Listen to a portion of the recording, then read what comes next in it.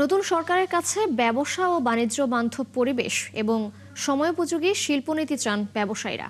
একই সাথে আইনশৃঙ্খলা পরিস্থিতির উন্নয়ন, নিরবিচ্ছিন্ন জ্বালানি সরবরাহ, ব্যাংক ঋণে সুদের হার কমানো এবং আমলাতান্ত্রিক জটিলতা কমানোর দাবি তাদের। এখনই এলডিসি থেকে বাংলাদেশের উত্তরণও চান তারা। জাহিদুল ইসলামের প্রতিবেদন।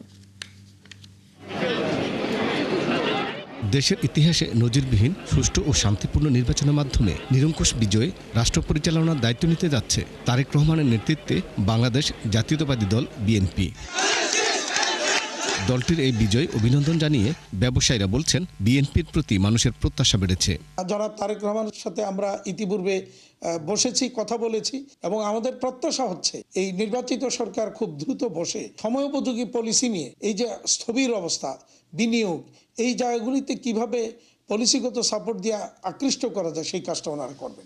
নতুন জ্বালানি নীতির পাশাপাশি আইনশৃঙ্খলা পরিস্থিতির উন্নয়ন এবং ব্যাংক ঋণের সুদের হার কমানোর তাগিদ দিয়েছেন শিল্প মালিকরা। একটা সুন্দর একটা ইলেকশন এবার দেখতে পেলাম, সবার মধ্যে একটা আশার সঞ্চার হয়েছে।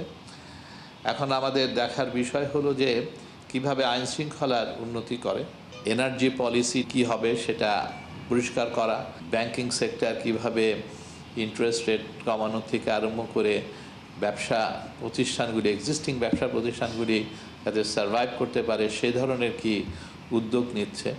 ব্যবসায়ী নেতারা বলছেন, সরকারের মন্ত্রিসভায় যোগ্য ব্যক্তিদের জায়গা দিতে হবে।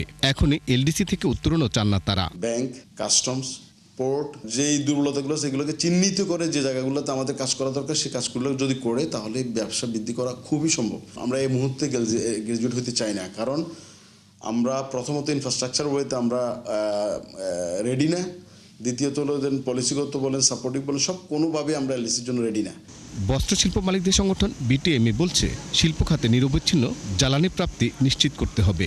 জ্বালানি নিরাপত্তা, জ্বালানি আনইন্টার যাতে আমরা গ্যাস পাই, বিদ্যুৎ পাই, সেই ব্যবস্থা যাতে ওনারা প্রথম দিন থেকে নেয়, সেখানে যাতে একদিনও সময় যাতে নষ্ট না হয়।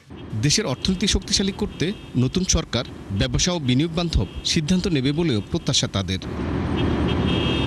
জাহিদুল ইসলাম, ৭১, ঢাকা।